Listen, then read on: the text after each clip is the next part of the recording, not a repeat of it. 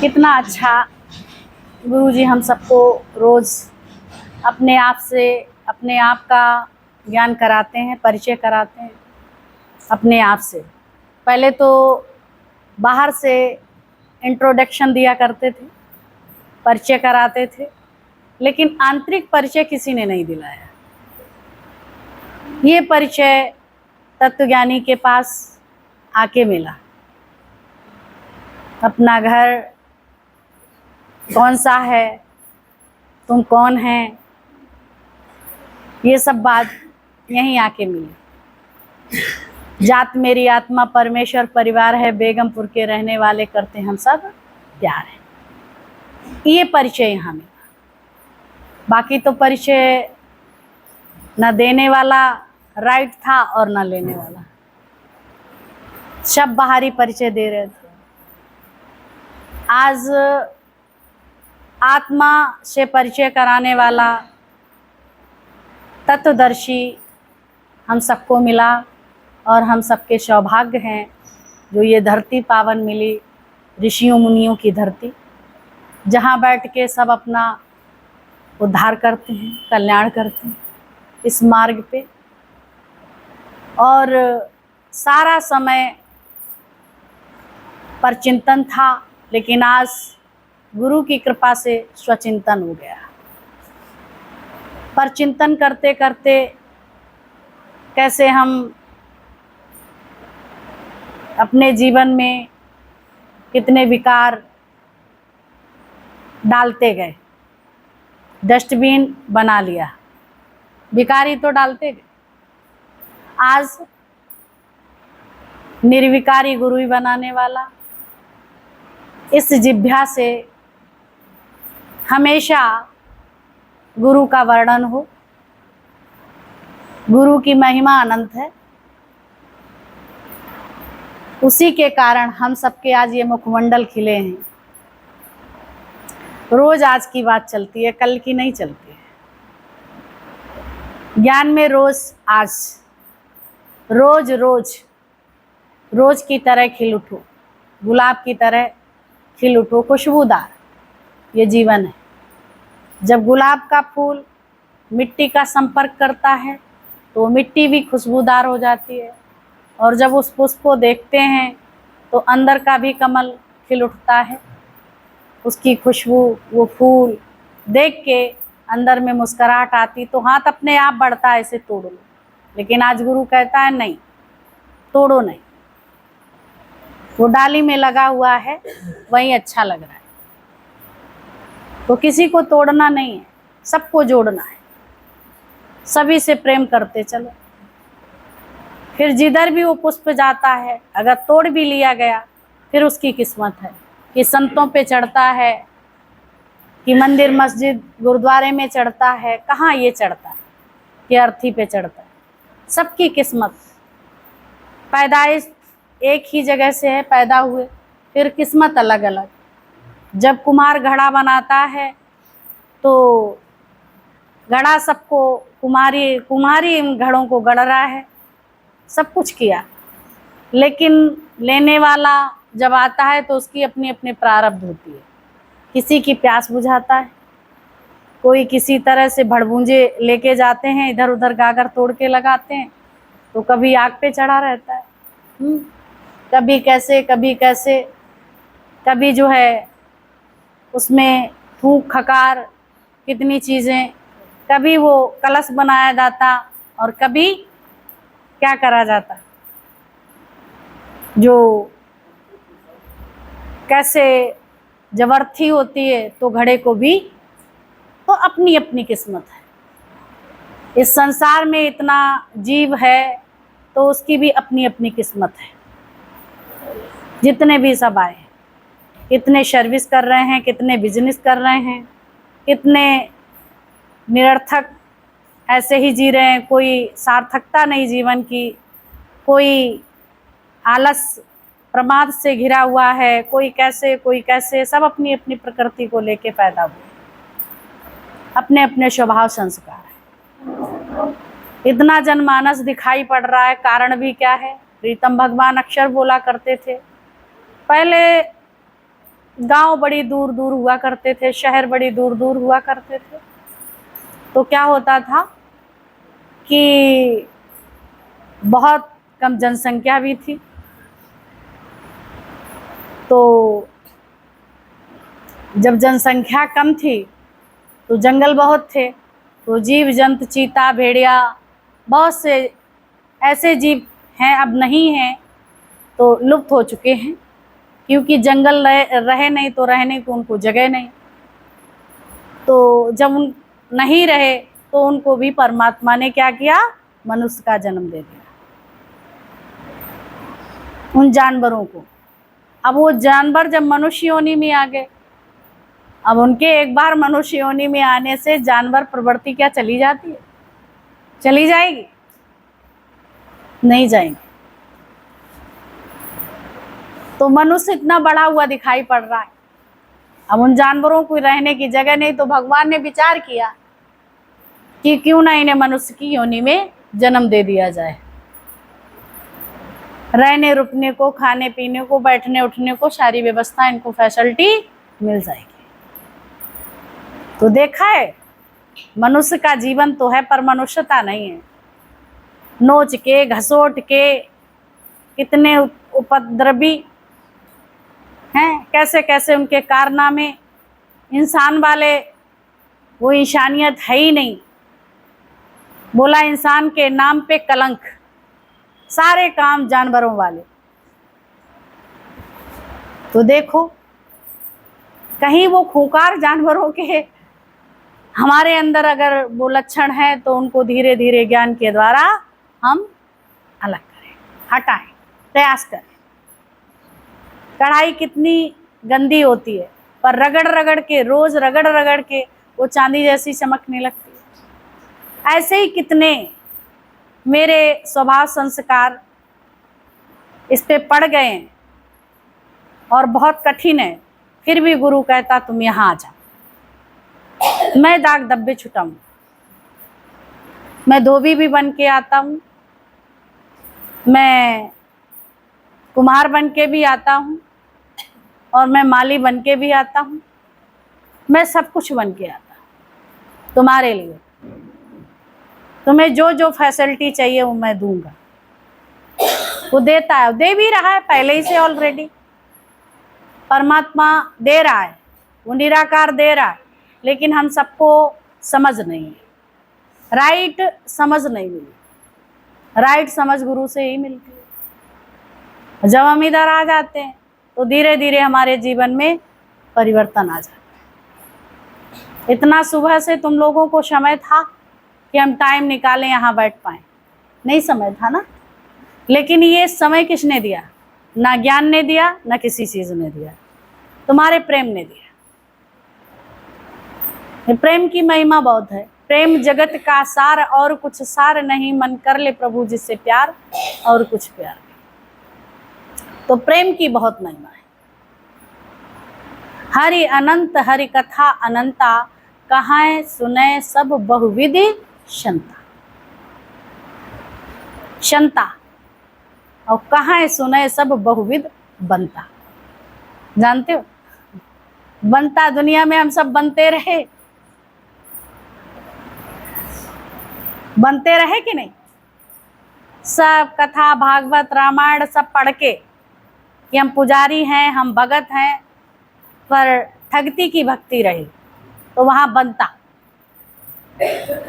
और क्षमता। संतों ने उस ईश्वर की महिमा का वर्णन किया। कैसे तुलसीदास ने रामायण की रचना की, उधर वाल्मीकि रामायण वाल्मीकि जी ने रचा है ना। कैसे संतों ने, ये बनता नहीं है, संता है, ये संत हैं।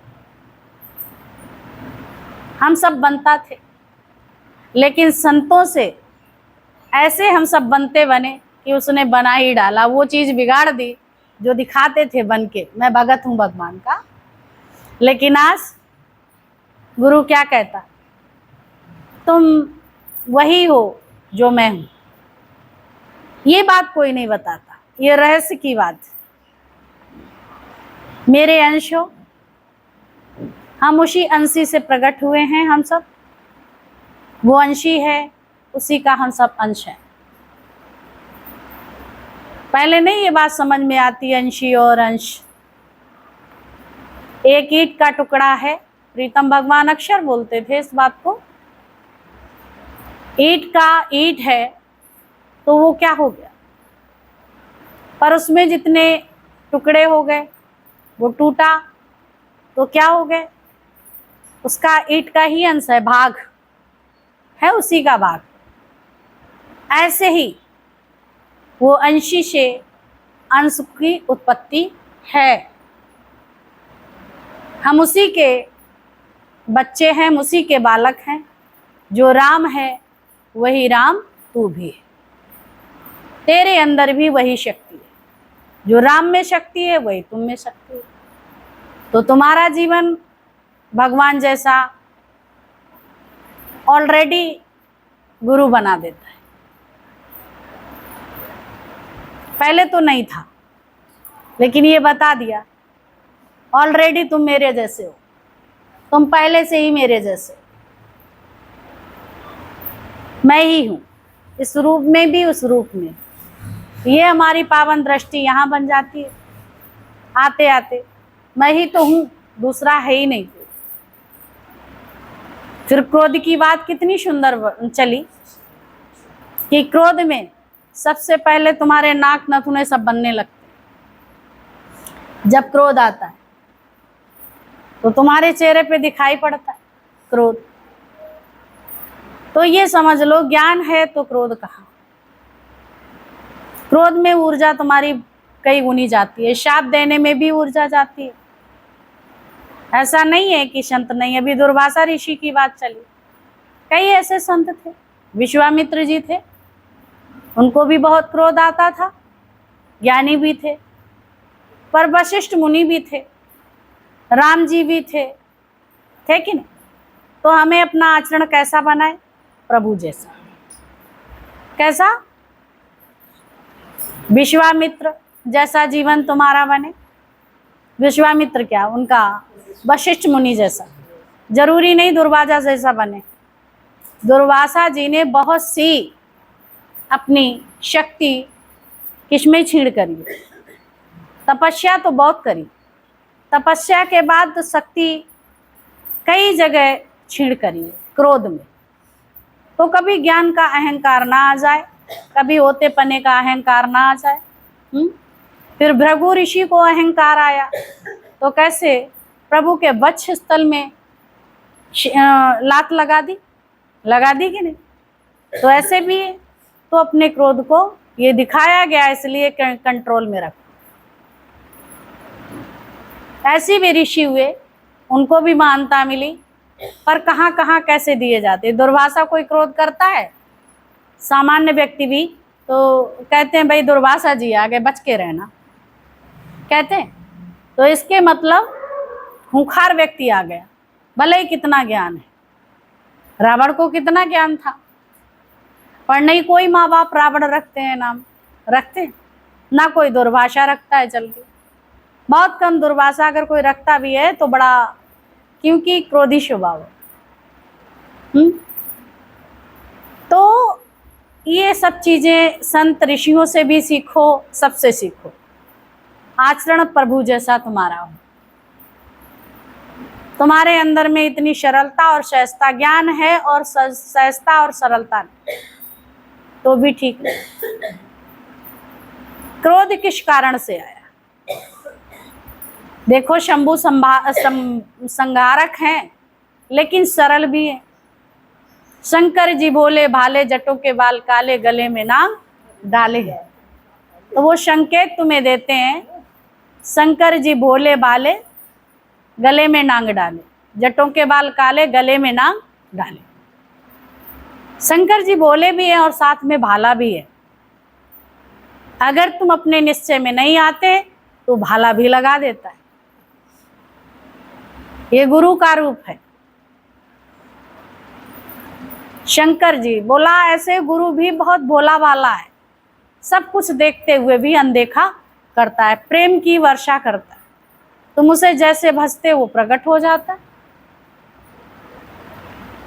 जटों के वाल काले और गले में नांग डालें, फिर समय समय पे तुम्हें फुसकारता भी रहता है कि तुम्हारे अंदर थोड़ा भय रहे और ज्ञान के सहित तुम्हारा जीवन बने, जीवन बने। फुसकार काटता नहीं है, क्या करता है? फुसकारता है। तो ऐसे हम गुरु के बच्चे हैं कि हम सबका जीवन कितना सुंदर बना दिया। मनोमय षष्टि का संहार कर दिया। क्या? भाला लगा के, त्रिशूल, ये त्रिनेत्र द्वारा ये तीसरा नेत्र तुम्हें प्रदान कर दिया। ये गुरु की महिमा है। उस नेत्र के मिलते ही तुम्हारी मनोमय षष्टि का नाश हो गया। अब तुम्हारे अंदर सिर्फ प्रभु है, प्रभु के सिवा दूसरा है ही नहीं। ये पवित्रता मेरे अंदर धीरे धीरे आ जाती है। हम यहाँ बैठते बैठते अपने आप पावन हम सबका जीवन हो जाता है। ये पावन भूमि है। जब हम गुरु से प्यार करें न करें, लेकिन वो हमको प्यार करते हैं। जैसे माँ हमको प्यार, माँ से हम प्यार करते हैं, माँ को हम प्यार करें न करें, ऐसा हो भी जाता है। माँ की ममता रहती रहती है, बेटा वाले ही रूठ जाए। जब भी आता है तो प्रेम की नजर से ही देखती है। अगर उसे मुंह फेरे देखो माँ को, तो ये समझ लेना कि देखने में आ रहा है कि वो नहीं देख रही, पर वो देख रही है। उसके अंदर वो प्यार है। ऐसे ही गुरु के अंदर भी बहुत ममता है सबके लिए। हम सब अपनी मैं मेरी वाली दुनिया को प्रेम करते हैं, लाड़ लड़ाते हैं, सब कुछ लुटाने के लिए तैयार है। लेकिन गुरु सर्वत्र, गुरु क्या करता? सारी सृष्टि में वो परमात्मा है। बोला हर घट मेरा साइया सोनी से न, हर घट में परमात्मा है। ऐसा नहीं है कि नहीं है, यहाँ है और यहाँ नहीं, तो सर्वत्र है। तो एक दृष्टि, समता योग, शमत योग, सभी में उस प्रभु का दीदार करना, सभी में उस परमात्मा का दर्शन करना। दर्शन शब्द अधिक आता है। दर्शन जब ही होता है जब अपने अंदर स्वयं को पालो, प्राप्त कर। ऐसा नहीं है कि वो खोया है तो उसे कहीं ढूंढना पड़ेगा तब प्राप्त होगा। बोला अपने नाखूनों से खरोंचो, बीसों नाखूनों के जोर से खरोंच खरोंच के देखो, परमात्मा तुम्हारे अंदर ही मिलेगा, कहीं बाहर नहीं है। बाहर खोजे सो भरम बुलाए। जो बाहर खोज कर रहे हैं ये हमारा एक भ्रम है। भ्रम माना भ्रम, भूले पड़े कि भगवान कहीं मंदिर में, कावे कैलाश में है, कहीं ऐसी जगह है। तो जगह न कोई खाली है, वो व्यापक डाली डाली है, व्याप्त रूप से सर्वत्र समाया पड़ा है। कोई ऐसा कण नहीं है जिसे निंदा की जाए। बोला एक तिनका होता है, हम कहें भगवान नहीं इसमें, अगर वही तिनका उड़ के आंख में पड़ जाता है तो प्रीतम भगवान अक्षर बोला करते थे कि अगर वही तिनका, तुम समझते इसमें कहाँ भगवान, अगर आंख में उड़ के गिर जाए, है ना, तो घणो दुख दे, एक कख भी न निंदो। अगर आंख में उड़ के पड़ जाएगा तो बहुत कष्ट होगा, और जब तक वो नहीं निकलता है तो कितना दर्द। इसके मतलब उसमें परमात्मा है, तभी तो दर्द हो गया। शक्ति है, हम समझ रहे कि शक्ति है, पर शक्ति एक तिनके में भी। इसलिए किसी की निंदा मत करो। जब हम एक कख नहीं निंद सकते हैं तो ये सब दिखाई पड़ रहा है, तो उसकी निंदा क्या करना। निंदा हमें नहीं करनी, पर एक चीज जरूर तुम्हारे सामने होनी चाहिए, स्टूडेंट के सामने। क्या बोला? निंदक नियरे राखिए आंगन कुटी छवाए। राखिए शब्द आया है, लेकिन हम लोग नहीं रख पाते हैं, क्योंकि हम लोगों में हाजमा नहीं सही है और पावर नहीं है। बहुत डगमग नैया डोलती है। तो कैसे कबीर ने इस बात को लिखा? निंदक नियरे राखिए आंगन कुटी छवाए और बिन पानी साबुन बिना निर्मल करत सुवाए। तो निंदा करने वाले कितने अच्छे, ये पॉइंट बता रहा है। हजम कर पाओगे कि नहीं कर पाओगे? आवाज नहीं आ रही? कर पाएंगे? हाँ, कोशिश कर। निंदा करने वाला मेरा सही बात कि जो निंदक है वो तुम्हारा कौन है? गुरु। अम्मा ये बताने जा रही है, जो निंदा करते हैं वो तुम्हारा कौन है? गुरु। लेकिन हम गुरु को कितना प्यार करते हैं, ये देखो। निंदा करने वाले, उल्टे चलने वाले मेरे गुरु रूप हैं, जो हमारा अंदर से परिवर्तन करते हैं, सफाई करते हैं। जो हमारा गंद कचरा कई जन्मों से इकट्ठा हो गया, इतनी जल्दी साफ होने वाला नहीं है। इसलिए गुरु ही निंदक बन के अनेक रूप में प्रकट होता है, इसलिए कि हमारे भगत का इसी जन्म में कल्याण हो जाए, मुक्ति हो जाए। तो कितने लोग आसपास लग जाते हैं और सफाई करने लगते हैं, तो उनका भी जो पूर्ण होता है वो तुम्हारे पास आ जाता है। तुम वो निंदा करते हैं तो तुम्हारे पूर्ण फल को नहीं लेते हैं, तुम्हारे कचड़े को उठा ले जाते हैं। बात समझ में आई? पक्की होगी या नहीं होगी? तो कभी निंदा करने वालों से नाराज होंगे? जैसे गुरु की सेवा करी जाती है, आरती उतारी जाती है, ऐसे ही अंदर में उनके लिए आरती उतारने की आवश्यकता होती है। सेवा, प्यार, मोहब्बत, समझ गए? इसके लिए बहुत बड़ा दिल बनाना पड़ेगा, ये गुरु ही बनाता है। झाड़ फूंक होना चाहिए भाई, सब तुम्हें मान सम्मान आरती उतारते। अगर कोई एक झिड़क दे तो अंदर में फील करो तुम्हें कैसा लगा, तब पता चलेगा। भाई हम सभी से बोलते रहते हैं, आज उसने बोल दिया तुम्हें फील कैसा हुआ, तो बुरा नहीं लगना चाहिए। हमारी स्थिति, बोला तुम बोलते तो बहुत हो लेकिन स्थिति नहीं है, तो जितनी स्थिति उतना ही कार्य कर। तो तुम्हारे सामने भी ऐसा आ जाए, है ही परमात्मा, है ही परमात्मा, है ही परमात्मा। क्योंकि बुराई करने से जब गली गली में तुम्हारी निंदा होगी, जो पक्के होंगे, जो सच्चे होंगे, वो मोती तुम्हारे पास रहेंगे, सच्चे मोती। और जो फर्जी है वो निकल जाएगा। निकल जाएगा कि नहीं? कैसे कबीर ने लिपस्टिक लगवा ली, बस्या के कोठे पे जाके गया दिखाने के लिए, उद्धार करने के लिए। वो क्या करने जाएगा? हाथ में शराब की बोतल ले ली और बस्या का झुमका लगा लिया और गली में शराब पी नहीं है, बोतल ली है और झूम रहा है कि मैं शराब पी चुका रास्ते में। क्योंकि इतनी भीड़ है तो ये कैसे छठे, पता कैसे चले कितने सच्चे हैं कितने झूठे हैं। किस लिए किया? क्योंकि समय बर्बाद ना हो। तो उतने ही लोग जो वहां थे, जब इस तरह से दशा देखी कबीर की, तो ऐसे ही जो निठल्ले बैठे थे भाग गए।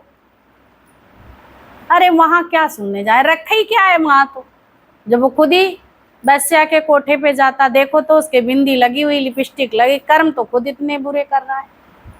देखो वो बस्या का झुमका भी लगा, ये क्या ज्ञान देगा? इसलिए लोग उसकी निंदा करें, निंदा करवाने के लिए ये सब किया। और जब निंदा हुई आसपास तो वहां के लोग झड़ गए। ऐसे कहीं हम जाते हैं तो 4 लोगों के बीच में इसकी निंदा होती है तो फिर वहाँ के लोग कई चढ़ जाते हैं, तो समझ में आ जाता है सच्चे हैं कि झूठे हैं। झूठी लाड़ लड़ा रहे या सच्चा लाड़ लड़ा रहे, दिखावा है क्या है, तो अपने आप खत्म हो जाता। जब कबीर ने ऐसा किया, गिने चुने लोग बचे और उनका जीवन इतना सुंदर बना। कबीर के विषय में कितनी अच्छी बात आती है, कैसे रामानंद को मुक्त कराया। तो रामानंद के शिष्य हैं कबीरदास जी, और मुक्त करा लिया।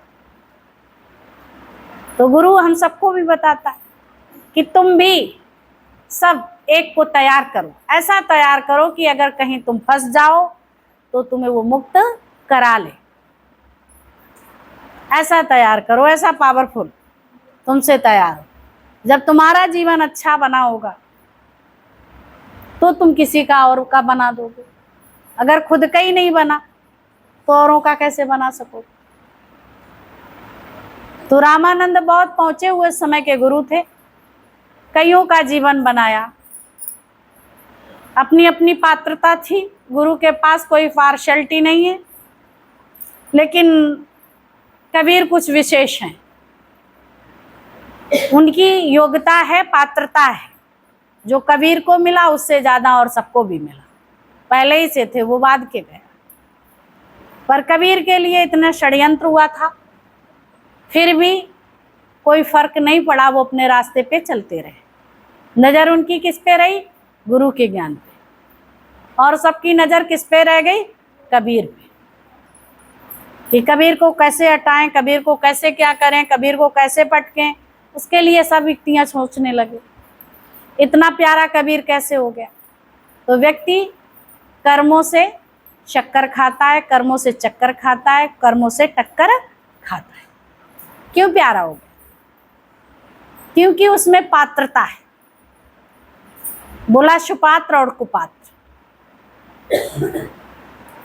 ये विशेष पात्र है। तो पूरा पूरा ज्ञान उसके अंदर चला गया और सिर्फ एक शब्द मुख से निकला, उसको गुरु मंत्र माना।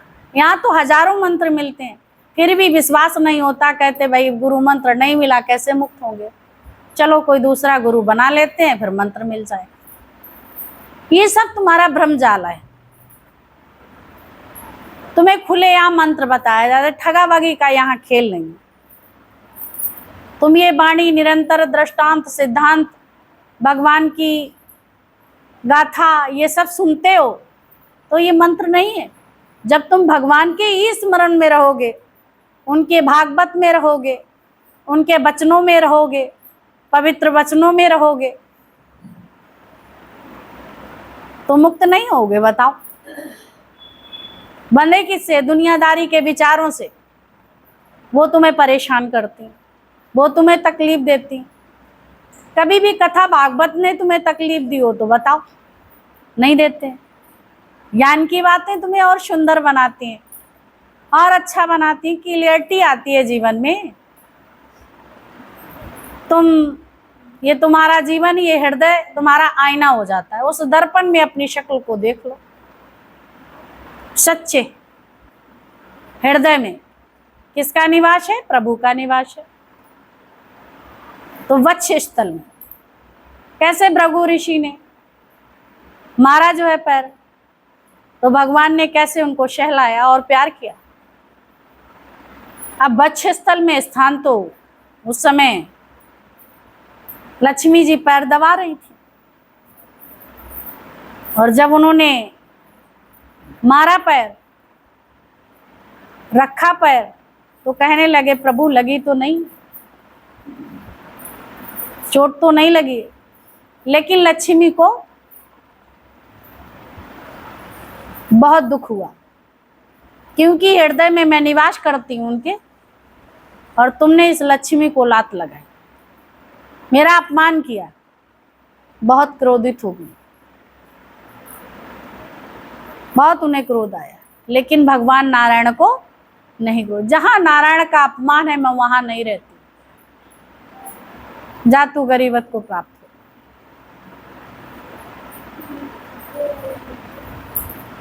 ऐसे संतों को, भृगु ऋषि जैसे संतों को क्या मिलेगा? गरीबी मिलेगी। ये बताया, ये श्राप दिया लक्ष्मी ने। लेकिन नारायण तो कृपा करते ही रहते फिर भी।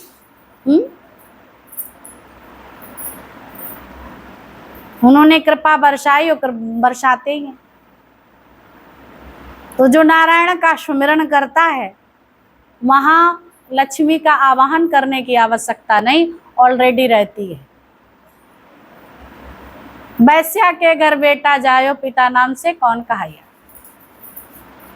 अगर वैश्या के घर कोई संतान पैदा होती है तो बाप किसको बोला जाए? दिन भर में कितने आते हैं जाते हैं, उसको खुद पता नहीं है किसका मैं नाम लिखवाऊं, जो इसका दाखिला दिलाऊं।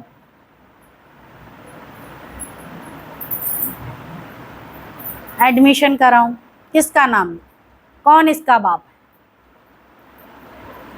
कौन इसको नाम देगा? तो ऐसे ही दुनिया में अगर हम आए हैं तो जीवन में तत्वज्ञानी को की आवश्यकता है, मेरे जीवन में, सबके जीवन में, तभी ये जीवन सुंदर बन सकता है, अन्यथा सो संभव नहीं है।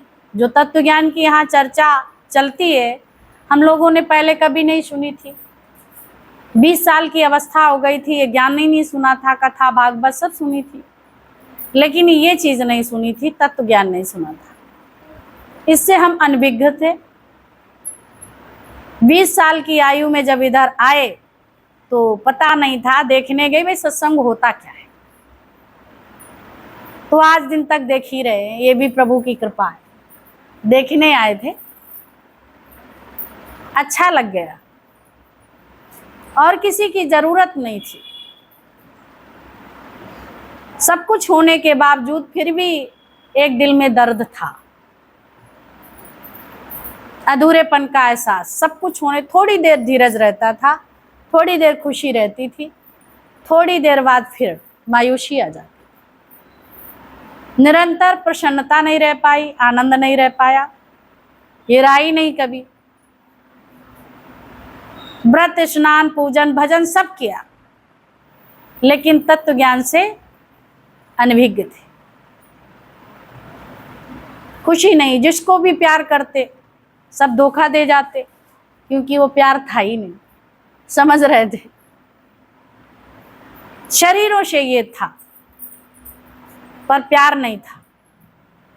मान बढ़ाई करें, उनको सम्मान देना, इज्जत देना, कि देखो कितना सम्मान कितना प्यार, ये हमको प्यार करें, इसी तरह से करें, लेकिन स्वार्थ से सब प्रीत कर रहे थे। स्वार्थ लागे करे सब प्रीति, सुरमुन नर की है ये रीति। तो ये संसार में था, ये संसार की बात है, लेकिन ये बात तत्व ज्ञान में नहीं है। दुनिया में यही बात लागू होती, सब इच्छा से परमात्मा का पूजन भजन यज्ञ इत्यादि करते हैं, और ये तत्व ज्ञान निरीच्छा है। एको ब्रह्म द्वितीय नास्ति, दूसरा कोई है नहीं, तो यहाँ कोई इच्छा नहीं है, और जब इच्छा नहीं है तो प्रेम ही प्रेम है। एक ही प्रेम दो रूप में परिवर्तित हुआ, कृष्ण और राधा के रूप में एक ही है, कोई दूसरा नहीं। प्रकृति और पुरुष एक ही है, कोई दूसरा है ही नहीं। हम सब समझते से कोई अलग है, दूसरा है, पर दूसरा समझ लेना यही एक गाली है ही एक, दूसरा कोई है ही नहीं। जब ये निश्चय में आ जाता है तो अंदर में एक विशेष खुशी मिलती है, आनंद मिलता है, शांति मिलती है, दिल को करार आ गया। पहले बेकरार था दिल, लेकिन अब गुरु मिलने से करार आ गया कि नहीं आ गया? सबको करार है, सब खोज में थे, और सबका उद्धार आज गुरु ने किया। तुम सब बैठे, तुम्हारा भी उद्धार यही होगा। पर मनमना भाव चलते रहना, अंदर में कोई विकार नहीं प्रवेश होने देना। जब महापुरुष भी इधर चलते हैं तो उनके लिए निंदा करने के लिए बहुत से लोग खड़े हो जाते हैं। और कहते भी हैं कई कई ऐसी ऐसी बातें करेंगे तुम्हारा मन नहीं करेगा, अरे क्या उनसे सुनने जाए। तुम सिर्फ ज्ञान पे अपना मन टिकाओ और बाकी जगह नहीं। वो कहा भी जाता है वचन पूजा करो, चरण पूजा ना करो। भाई इसमें क्या रखा है? पैरों में क्या रखा? कुछ नहीं। हरि ओम बोलो, सब प्यार करो, दोनों हाथ मिला के ऐसे। कैसे? ऐसे हरि ओम। दो थे एक हो गए, मिलके हो गया कि नहीं? तो ऐसे प्रेम प्यार में बढ़ते चलो। ये मोहब्बत की बातें हैं, उदो बंदगी मेरे बस की नहीं है। लेकिन फिर भी गुरु क्या कहता है कि मोहब्बत करना आ गया सब कुछ हो जाएगा, कुछ भी नहीं बचेगा। प्रेम किसी को पकड़ के नहीं करना, या किसी को खिलाना या पिलाना, या फिर पकड़ के रोड से लाना, या फिर उनके लिए सारी व्यवस्थाएं करना, या उनकी प्रेस करना, या खाना खिलाना, या हाथ से गिलास से पानी पिलाना, या उनके लिए सारा समय। ये कोई प्रेम की बात नहीं है। प्रेम अंदर में रखना, किसी के लिए बैर विरोध न रखना, प्रेम ये बात है। तो ये सर्वत्र प्रेम हो जाता है, जड़ चेतन से प्रीत हो जाती है। जो भी तुम्हें मिले, जो भी प्रभु को प्यारा, हमको भी वो प्यारा लगना चाहिए। इसके मतलब सारी सृष्टि भगवान को प्रिय है, उसने बनाई है, तो हमको सब कुछ अच्छा लगना चाहिए। अब अच्छे लगने का मतलब है कहना नहीं है, समझना है सिर्फ। और ये बात रोज कही जाती है कि सत्संग सुन के किसी को सुनाना नहीं है, बताने लगते, अपने जीवन पे लागू नहीं। घर में जाते हैं ऐसे नहीं, ऐसे करें, ज्ञान तो सुना हमने, उन्होंने तो सुना नहीं, उनको हम बदलने नाराज होने लगते हैं। तो हम नाराज नहीं, ज्ञान तो हमने सुना, उन्हें हम क्या सुना रहे। जब ये हमने ज्ञान नहीं सुना था तो हम लोग भी बात नहीं मानते थे। अगर कोई ज्ञानी जाता, बड़े आए ज्ञान सुनाने, ठीक है, ये ज्ञान खुद अपने मन को सुनाना और इस ज्ञान पे खुद को खरा उतरना है। और जब आपका जीवन लोग बदला हुआ देखेंगे तो सबको शौक पैदा हो जाएगा, ठीक है। जबरदस्ती किसी को बदलेंगे कोई नहीं, वो भागेगा, ये कहीं में पकड़ रहे, खींच रहे, बड़ा उनको टेंशन हो जाएगी कि प्यार से, दुलार से। बच्चे को स्कूल में पढ़ाते हैं, नहीं पढ़ने जाता है, प्यार दुलार, टॉफी, बिस्कुट, फिर वहाँ जितने भी बच्चे हैं, फिर वो धीरे धीरे दोस्त बन जाते हैं, फिर मैडम से भी प्रीत हो जाती है, प्रेम हो जाता, दोस्त बन जाते, फिर वो धीरे धीरे जाने लगता, अपने बैग बस्ते से भी प्रेम हो जाता। फिर अगर देर हो जाए तो कहता कि भाई चलना है ना, कहता है कि नहीं, हमें स्कूल जाना है, मेरा टाइम हो रहा है। खुद ही कहता है, एक दिन तो जाने के लिए तैयार नहीं, अब कहता मुझे स्कूल जाना है। जैसे सब बच्चे माँ भेजती हैं स्कूल, ऐसे गुरु भी तुम सबको खींच खींच के प्यार करके इधर लाता है। अब तुम कहते हैं बड़े हो जाएं तब तक हमें प्यार करो, अरे तुम 4 को प्यार करो ना। अब तुम्हें प्रेम करना आ गया, अब तुम प्रेम गुरु से क्यों चाह रहे हो? जब छोटे थे तो माँ आंचल का दूध पिलाती थी, फिर देखो भैंस का दूध है, फिर गाय का दूध है, तो रोटी भी है, तो फिर सब्जी भी है, फिर दाल भी है, फिर फ्रूट्स भी है। अब तुम आंचल का दूध ही पीते रहोगे, खाओ भी खिलाओ भी। वो कुकिंग दाई माई करके खिलाती, जब बड़े हो जाते तुम बना के खिलाते हो कि नहीं? ऐसे ही प्रयास करो, तुमने खाया फिर औरों को भी खिलाओ।